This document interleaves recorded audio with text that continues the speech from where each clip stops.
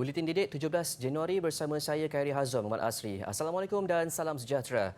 Kementerian Pendidikan KPM sentiasa berusaha memperkasa sektor pendidikan khususnya dalam pengambilan guru baharu bagi institusi bawah KPM.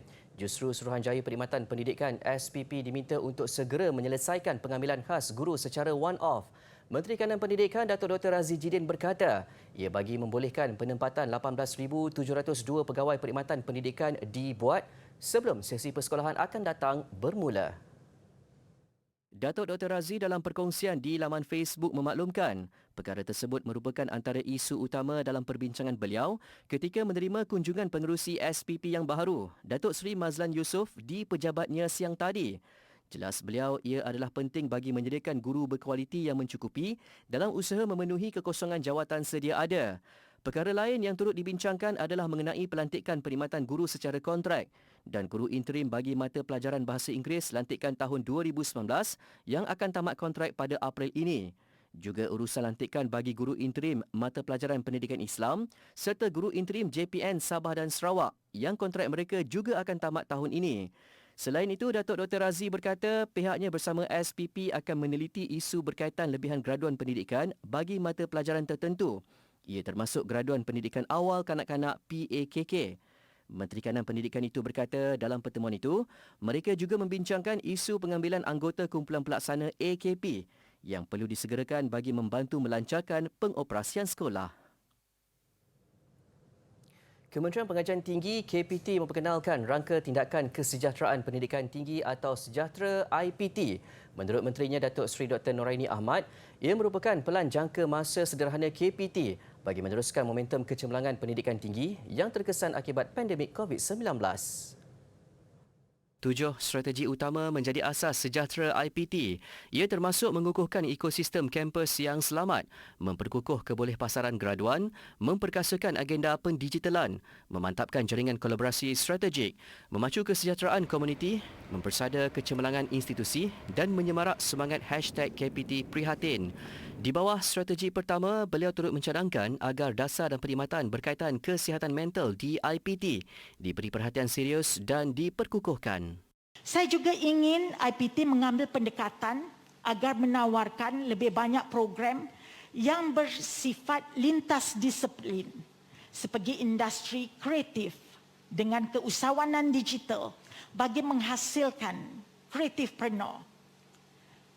Eksplorasi bidang kreatifpreneur di IPT khususnya melalui platform digital dapat mendorong pelajar untuk menjadi lebih proaktif dalam mencari peluang yang membolehkan lebih ramai golongan muda berupaya mencipta.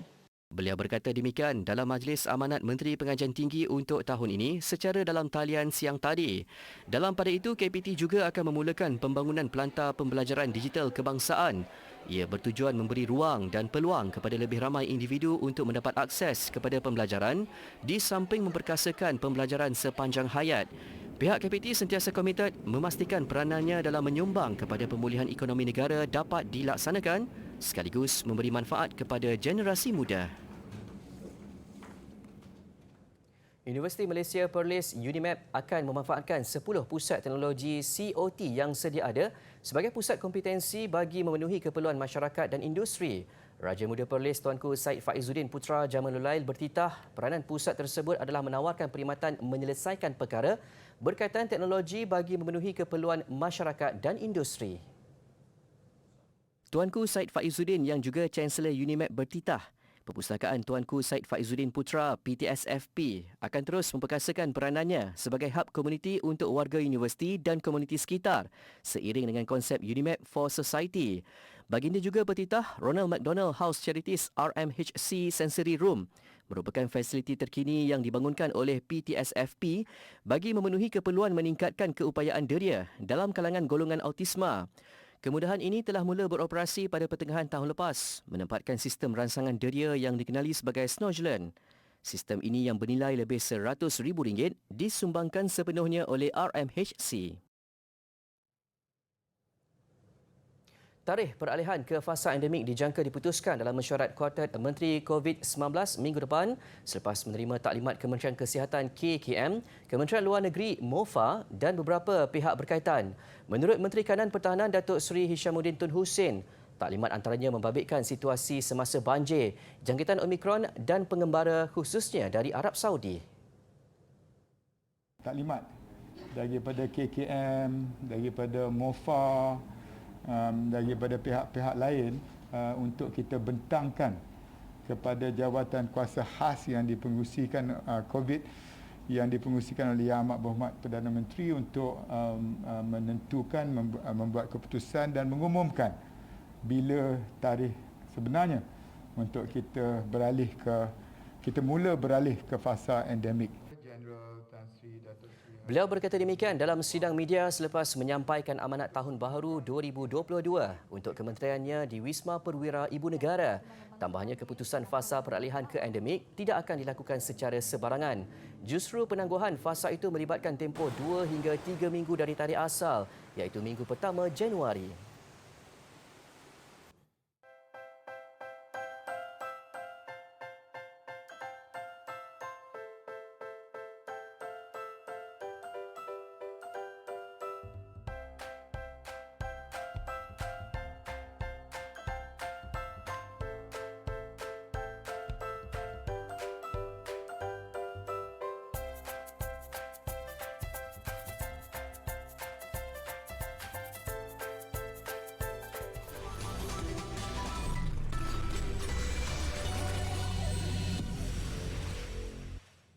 Kembali di Buletin Didik, sistem pengujian lesen memandu otomasi atau e-testing bakal dilaksanakan pada April ini. Ketua Pengarah Jabatan Pengangkutan Jalan JPJ Datuk Zalaini Hashim berkata, menerusi sistem itu, pegawai penguji JPJ akan memantau dari bilik kawalan manakala calon yang diuji berada bersendirian dalam kereta. Jelas beliau menerusi sistem berkenaan. Keputusan ujian memandu akan dijana secara terus tanpa perlu menunggu tempoh 2 minggu seperti ketika ini. Sistem e-testing itu bertujuan meningkat integriti dan kebolehpercayaan masyarakat terhadap sistem pengujian lesen memandu yang diadakan secara elektronik. Bilangan tester kita berkurangan sebab kebanyakan proses testing itu sendiri, bahagian 1, 2, 3 akan dibantu seterusnya dengan gadget IT. Tapi pihak JPJ yang mana kalau tengokkan sekarang paling kurang kan 6-7 orang pada satu IM. Kalau menggunakan e-testing ni kita boleh jimatkan, kita boleh mobilize yang selebih 6-7 orang, 8 orang ke kerja-kerja penguasaan sebab mereka hanya perlukan 2 hingga 3 orang saja. Beliau sebelum itu menyempurnakan Majlis Amanat Tahun Baharu dan Perhimpunan Setia JPJ 2022 di Putrajaya. Tambahnya, tiada perubahan silibus dan 6 elemen latihan serta ujian memandu masih diguna pakai pada sistem e-testing seperti mendaki dan menurun bukit, memakir sisi serta pergerakan 3 penjuru. Sistem itu akan dilaksanakan secara berperingkat dengan 232 institut memandu seluruh negara mendapatkan aplikasi e-testing di pusat penyedia dilantik JPJ. Sistem berkenaan sudah dipraktikkan di Korea dan Jepun. Sementara Malaysia akan ke arah itu bagi meningkat kemudahan kepada orang awam menggunakan perkhidmatan JPJ. Mahkamah Tinggi Shah Alam mengetepikan hukuman penjara 10 hari dan denda RM4,000 terhadap remaja yang dimandikan seperti jenazah atas kesalahan cubaan mencuri tabung masjid di Kuang Rawang minggu lalu. Hakim Datuk Abdul Halim Aman membuat keputusan itu terhadap Daniel Iskandar, 19 tahun dan menggantikan hukuman kepada khidmat masyarakat selama 120 jam bagi tempoh 6 bulan. Mahkamah membuat keputusan itu selepas mendengar hujahan daripada pihak pendakwaan dan pembelaan. Minggu lalu, kes remaja terbabit tular selepas dia dimandikan seperti jenazah. Dia kemudian dihukum penjara 10 hari dan denda RM4,000 oleh Mahkamah Majistret Selayang kerana cuba mencuri tabung masjid di Kuang Rawang. Seorang penternak lembu di Kemaman Terengganu bimbang selepas ternakan ditemui mati dipercayai di baham harimau belang. Dalam kejadian pada petang Jumaat lalu, bangkai lembu ditemui dalam sebuah parit dengan kesan di baham haiwan pemangsa itu tidak jauh dari kandang miliknya.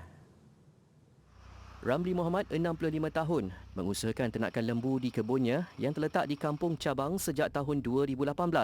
Pada hari kejadian, dia menyedari kehilangan seekor lembu peliharaannya pada jam 3 petang ketika hendak memberi haiwan ternakannya makan. Dia bersama menantunya Muhammad Safwan Mat Pilus, 35 tahun, kemudian mencari haiwan terbabit sebelum menjumpai bangkainya. Bahagian badan dan kepala lembu miliknya ditemui dalam sebuah parit pada jarak kira-kira 100 meter dari kandang. Setelah diperiksa, terdapat kesan gigitan di bahagian leher dan kepala, manakala kesan tapak kaki harimau turut ditemui sekitar kawasan bangkai lembu. Semalam hari Sabtu tu, petang juga datang, nak cek balik bangkai tu. Kita tengok bangkai pun tak ada dah. Dah ada diangkut. Tapi kesan heret pun tak nampak. Tapi kita nampak badi bangkai yang dalam parit tu dah hilang. Kepala tu dah dibawa ke atas darat tu, di bawah pokok durian tu, ada makan lagi lah. Untuk situasi sekarang ni agak bimbang juga nak datang petang-petang juga. Sebab saya pun biasa berdua je dengan abang ipar kalau ayah tak ikut. Jadi bimbang juga datang dengan kawasan macam ni. Tak ada orang ramai macam ni. Takut juga lah. Menurut Ramli, keluarganya kini bimbang keselamatan diri mereka setiap kali berada di kebun. Sementara itu, Pengarah Perkhidmatan Terengganu Lu Kian Siang ketika dihubungi mengesahkan telah menerima laporan kejadian. Pihaknya melakukan pemantauan selain menasihatkan penternak berwaspada dan peka dengan persekitaran mereka. Serangan jantung berlaku apabila aliran darah yang membawa oksigen ke otot jantung terlalu berkurangan atau dihalang sama sekali. Bukan semua serangan jantung terjadi secara mendadak atau sakit dada yang teruk kerana simptomnya berbeza mengikut individu. Justru pengetahuan mengenai simptom awal serangan jantung amat penting bagi memastikan kesannya tidak menjadi lebih buruk. Kalau boleh, kalau dah lama tinggal exercise and then tiba-tiba umur 40-an tu baru nak start balik exercise, terutamanya kalau naik exercise ke hiking, bukit ke, jogging ke whatever, buat pemeriksaan kesihatan dulu, terutamanya salur darah jantung. Sebab kita tak tahu, ada kemungkinan by the time umur 40-an tu, mungkin kita sudah ada plug ataupun yang kita panggil penyempitan dalam salur darah tu sudah ada pada masa tu. Secara am, serangan jantung terjadi apabila salur darah di jantung yang dikenali sebagai arteri koronari tersumbat. Antara penyumbang terjadinya perkara itu ialah faktor gaya hidup dan merokok. Di peringkat awal, kebiasaannya pesakit yang terkena serangan jantung akan mengadu sakit dan rasa seperti ditekan, berat serta ketat di bahagian tengah dada. Pesakit juga akan mengalami kesukaran bernafas, keletihan serta berpeluh dan lenguh di bahagian seperti tangan kiri dan leher. Simptom ini akan dirasai ketika bersenam atau stres. Namun jika simptom itu terjadi di luar waktu berkenaan seperti ketika tidur atau duduk, kemungkinan salur darah sudah tersumbat 100%. Jika ia berlaku, individu terbabit perlu segera ke hospital.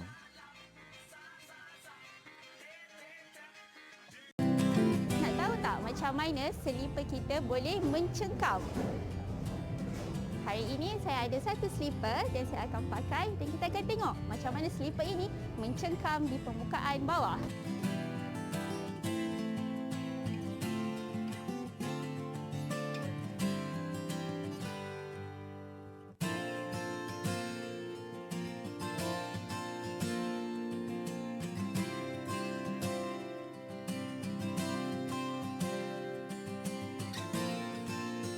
Ada lihat tak tadi yang seperti akak berdiri di atas platform, akak tidak jatuh. Sebab apa ya? Okey, apa yang berlaku adalah disebabkan konsep geseran. Geseran adalah gaya yang berlawan dengan gerakan yang berlaku di antara dua permukaan saling bersentuhan. So, semakin tinggi daya geseran, semakin tinggi jugalah daya cengkaman. Sebab itu, setiap bahan yang menghasilkan cengkaman yang berbeza. Agak-agaknya, selipar adik-adik, tapak dia diperbuat daripada bahan apa?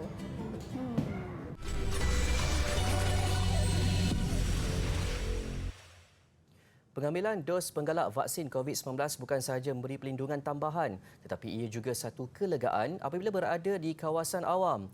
Namun ia bukan jaminan jangkitan tidak akan berlaku. Malah pematuhan kepada SOP wajib dipatuhi semua. Dan menjelang hari perayaan yang menyaksikan kawasan tumpuan dibanjiri orang ramai, pematuhan pemantauan dan penguatkuasaan sangat penting. Kami meninjau ke Zoo Negara melihat kesedaran masyarakat selepas bebas ke sana ke sini. Pihak pengurusan Zoo Negara di Hulu Kelang, Selangor ini sangat menitik beratkan pematuhan SOP dan pengunjung sentiasa diperhati serta akan ditegur. Menjadi lokasi tumpuan keluarga, bukan sahaja golongan dewasa, malah kanak-kanak juga terdedah kepada jangkitan COVID-19 jika ada yang ingkar. Walaupun menjadi kelebihan kepada yang sudah melengkapkan 2 dos vaksin, tetapi jika lalai, mungkin kita boleh dijangkiti. Okey, sebelum saya masuk tu, saya scan MySejahtera dengan keluarga. Lepas tu dia nak tengok yang isteri saya punya MySejahtera dan tengok vaksin ya kan. Macam tu lah. Lepas tu cek suhu lah semua. Okey lah. I rasa government kata jarak 1 meter lah. Dan selalu mask on lah kalau nak enjoy ni apa-apa binatang-binatang ke ni Zoo Negara, SOP first. Okey? Hari ini taklah ramai sangat. Saya rasa okey. It's like memang ada social distancing and all this thing. Saya rasa mereka follow SOP. Saya boleh nampak semua memang pakai face mask dan lagi satu kebersihan. Memang semua buang dalam tong sampah lah. Justru walaupun kita sudah berada di fasa 4 Pelan Pemulihan Negara, kita masih berada dalam kategori pandemik. Lebih-lebih lagi pelbagai varian baharu yang dikenal pasti dan untuk kita perlu terus berhati-hati. Meskipun terpaksa mengikat perut dan menghabiskan duit simpanan, seorang bekas pemandu lori di Kemaman Terengganu tidak pernah lokek berkongsi rezeki dengan kucing terbiar peliharaannya. Itu antara kisah Rusli Ibrahim 66 tahun dan isteri Masnun Sufeno 60 tahun dari kampung Pengkalan Cicar, Bukit Kuang yang mula memelihara kucing jalanan sejak 30 tahun lalu. Menurut Rusli, dia sering mengambil kucing terbiar di sekitar kawasan pasar di Bandar Cukai di mana sering menjadi tumpuan orang ramai untuk membuang kucing. Bapa kepada 6 anak dan memiliki 16 cucu itu turut membawa balik kucing yang sakit untuk diberi ubat selain dijaga hingga pulih sepenuhnya. Rusli membelanjakan hampir RM2,000 sebulan untuk kos makanan dan rawatan untuk hampir 100 ekor kucing jalanan peliharaannya. Malah dia dan isteri terpaksa bergadai barang kemas beberapa kali. Juga pernah hanya memakan nasi berlauk telur semata-mata untuk memastikan mereka mampu membeli makanan dan membiayai kos rawatan kucing. Pasangan itu bagaimanapun tidak menganggapnya sebagai beban, sebaliknya bersangka baik ada rezeki lain yang akan datang.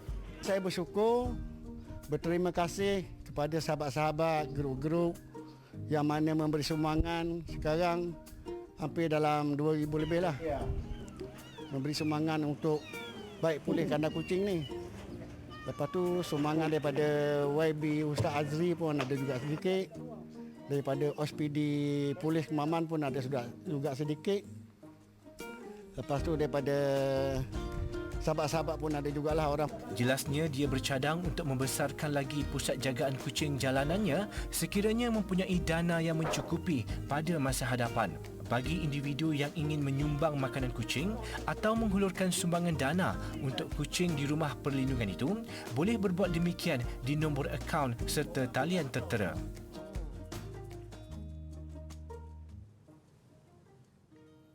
Baik, seorang artis di India memecahkan rekod dunia dengan menghasilkan lukisan sebesar 629.97 meter persegi. Ravi Soni dari Udaipur menerima pengiktirafan rekod dunia Guinness bagi kategori lukisan paling besar dihasilkan individu. Ravi menghasilkan karya seni itu di gelanggang bola keranjang yang terletak di Gandhi Ground, Udaipur. Dia menggunakan kanvas PVC dengan lukisan bertajuk Tree of Life dan menyiapkannya dalam tempoh 24 jam 33 minit. Ravi meleburkan rekod dunia seorang artis warga Itali pada 2020 yang menghasilkan lukisan berukuran 568.47 meter persegi. Ravi berkata dia mendapat inspirasi untuk menghasilkan lukisan itu daripada pokok baobab yang terkenal dengan jangka hayat panjang. Ini kerana pokok baobab adalah contoh klasik meneruskan kelangsungan hidup dalam keadaan mencabar.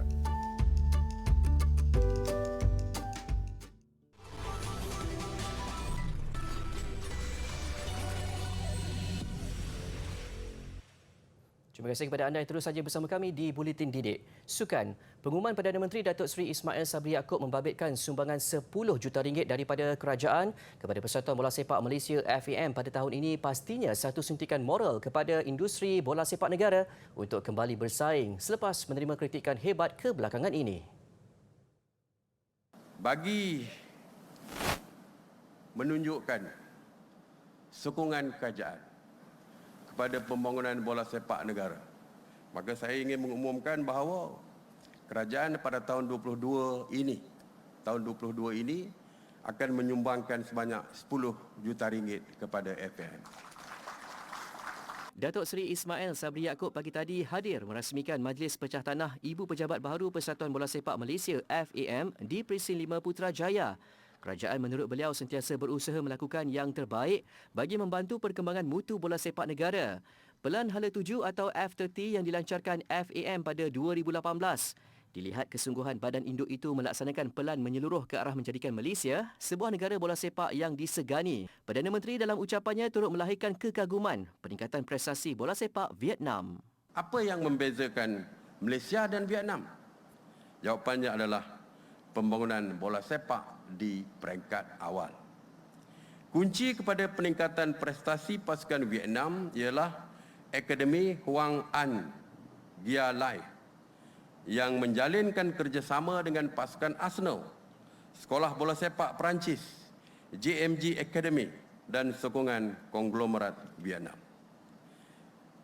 Jika kita memperhebatkan pembangunan seperti akademi yang bermula daripada daerah dan seterusnya ke negeri, kita juga akan dapat melahirkan pemain-pemain yang bagus dan berbakat. Simbolik majlis pagi tadi, Perdana Menteri diiringi Presiden FAM Datuk Hamidin Mohamad Amin menaiki jengkaut tanda bermulanya proses pembinaan Ibu Pejabat Baharu FAM, membabitkan kos lebih 30 juta ringgit. Pembinaan akan bermula tahun ini dan selewatnya siap sepenuhnya pada 2025. Selain Ibu Pejabat Baharu yang serba lengkap dalam menepati aspirasi dan tuntutan bola sepak moden, padang latihan bola sepak kebangsaan juga akan dibina dalam keluasan 13 ekar yang dilengkapi dengan tapak latihan tertutup, gimnasium, sauna dan pelbagai kemudahan bola sepak moden. Kita akan gunakan duit itu sebaik mungkin, termasuk untuk national team, untuk kegunaan FAM khususan bajet, because we have a budget for next year. Pada perkembangan lain, Menteri Belia dan Sukan Datuk Seri Ahmad Faizal Azumu akan memberi sokongan penuh hasrat FAM untuk membida selaku tuan rumah pusingan bola sepak kelayakan Piala Asia 2023 Jun ini. Kita mengalu-alukan segala usaha yang sedang dibuat oleh pihak FAM untuk perkara tersebut, dan tentunya jika kita kita nak membuat bidaan, tentunya kerajaan juga perlu bekerjasama rapat dengan pihak FAM, dan saya memberikan komitmen daripada Kementerian Belia dan Sukan untuk bekerjasama rapat bagi memastikan apabila kita melakukan bidaan, ianya akan mendapat hasil yang kita idam-idamkan.